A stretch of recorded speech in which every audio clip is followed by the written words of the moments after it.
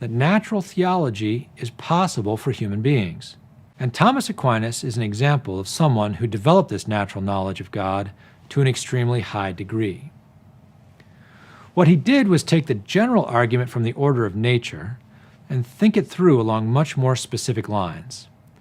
To spell this out, let us give a sketch of each of the 5 ways. In the first way, we start with our experience of the order in the motion or change of things around us in nature. And careful study of what motion and change are leads us to conclude that there must be a first mover or unmoved mover or an ultimate source of change in things.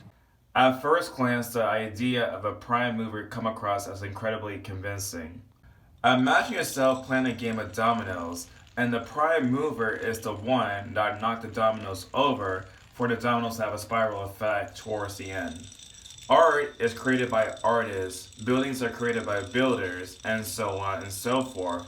Basically, a whole entire planet is based upon a notion of cause and effect that we see on a day-to-day basis. However, just because our planet has a functionality of cause and effect doesn't necessarily mean that our universe itself is a direct result of a domino effect. For example, energy itself simply cannot be created or destroyed.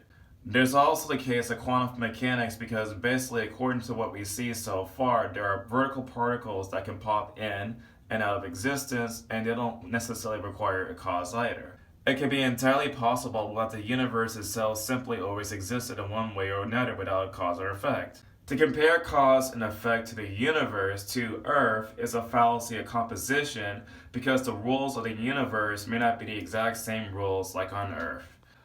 Additionally, isn't it a bit of special pleading to say that everything requires a first mover, but the being in question does not require a first mover? In the second way, we start with our experience of an order of cause and effect in things around us. When we reflect carefully on what causality is, we learn that in order for there to be causes at work, there must be a first cause or uncaused cause. All my objections in the first point could be applicable to the second point. In the third way, we start by considering the order of contingent beings, things that exist but do not have to exist.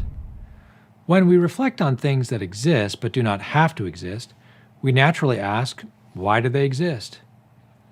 This leads to the conclusion that there must be a source of the very existence of contingent beings, and the source cannot not exist. The source simply is. Just because something is contingent on Earth doesn't necessarily mean that it applies to all aspects of the universe too. Like I stated before, energy itself is not contingent on something else for it to exist.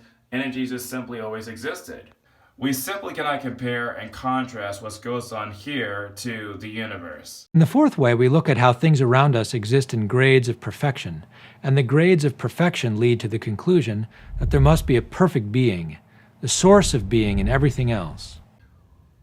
When you say that there are shades of perfection, what you're trying to say is that things exist on a spectrum.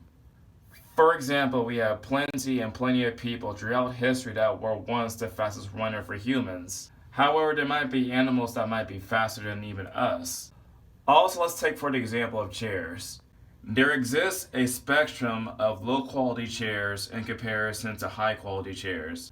However, we continue to perfect the high quality chairs and better material over a period of years. If the argumentation is that there are shades of perfection that leads us to the perfect being, how come that perfect being cannot be subject to shades of perfections too? And finally, in the fifth way, we find in nature that things without intelligence act for the sake of ends.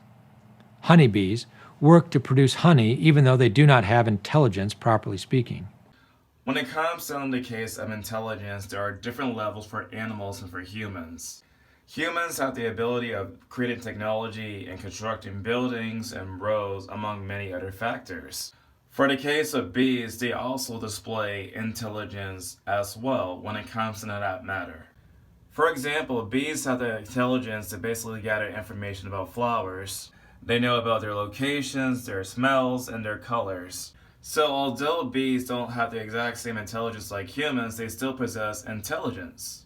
In short, these argumentations are not convincing to me.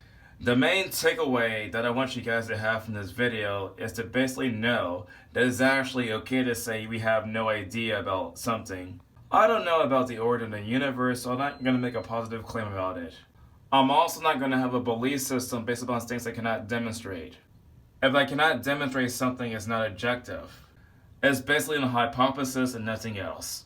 But saying that I have no idea is a much more honest answer than what most apologists do.